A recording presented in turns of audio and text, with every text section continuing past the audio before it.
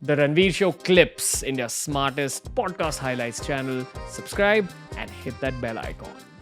The question I have to bring you back to is the big gaming question. You know, the whole PubG wave that's going on. And I want to know it from you because you're someone who's considered like what society would call wealthy and successful.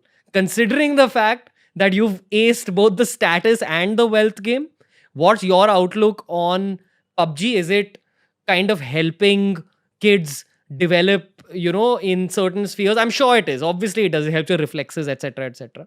But how much does your reflexes matter in terms of setting up a wealthy family life?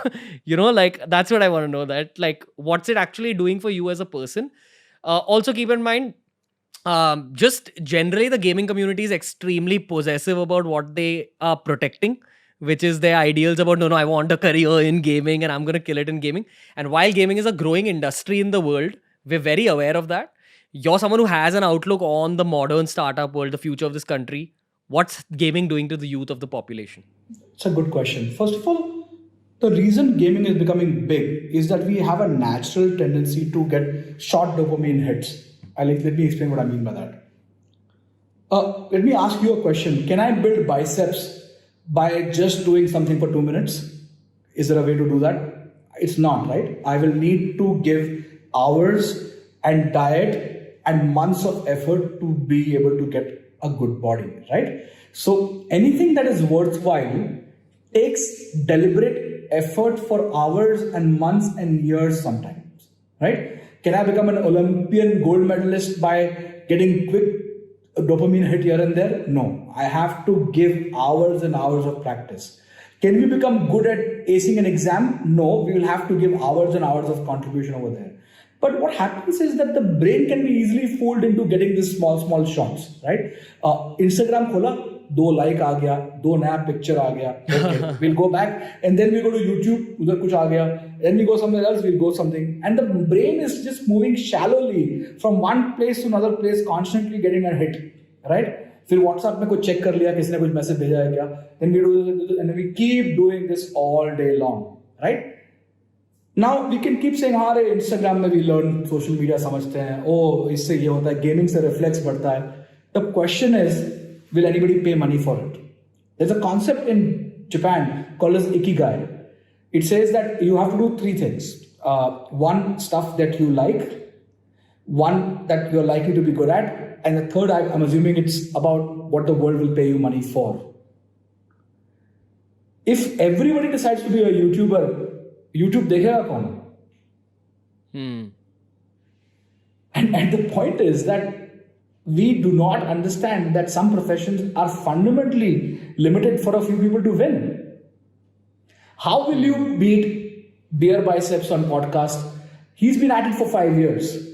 Just because you say that आके मैं कुछ करेगा and I'll copy what he's doing, but you can't, because there are 500 things that Ranveer knows about his game that he is not even documented. It's in his brain about every single thing that you've done. So I think my biggest worry is that we do a lot of these things which are supposed to be for fun. But if you think that it will create income, skills, it's not possible. And therefore, we have to understand that entertainment has to be treated like entertainment. According to me, watching a movie or Netflix or playing a game or chilling with friends are all your break times, right? And we all deserve it. But if it becomes our identity, it's a very scary situation. What happened to all the TikTok stars suddenly when TikTok shut down? What are they doing now? I'm curious to know, because it became their identity for the good guys. For the casual guys, it was okay, हाँ ठीक है, TikTok बंद हो गया, कहीं और चले जाएंगे, कुछ और Instagram कर देंगे. But for people who build the community, it's going to be a big thing. So I think the question is that what makes money, right? Getting followers and likes is not good enough. I don't think that's 100%. What creates wealth, right? You have to solve a problem. उससे क्या फायदा हुआ, किसी और का क्या फायदा हुआ, right? And I think people often confuse these things because we don't understand what do people want, right? And what are people willing to pay money for? What are people willing to pay a lot of money for, right? And that to me is in a very early phase right now where we are understanding these things. The youth has to be told, like, entrepreneurship existed. We are a country of dukandars and businessmen. We are not a country of like job makers, but we've forgotten what makes people pay money, what makes people kind of do stuff.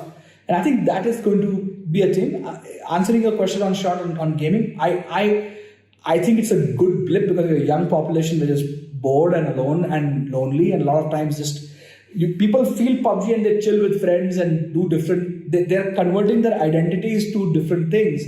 But my biggest worry is that if this becomes your identity, what happens to your real identity? That's going to be a scary place to be. Yeah, it's one of those things where definitely gaming has its advantages. The gaming industry has potential to grow. It will create some jobs, but not jobs to kind of satisfy that whole bubble of youth that's kind of invested in it. And I think that people are so into that dopamine kick aspect of the game that they will go to any degree to defend even the concept of gaming. Yes. So the final takeaway is that, dude, it's cool, have fun, but grow a skill set even outside of it. Even if you grow a gaming skill set, just having that second, third, fourth, fifth skill set can add so much to even your gaming career.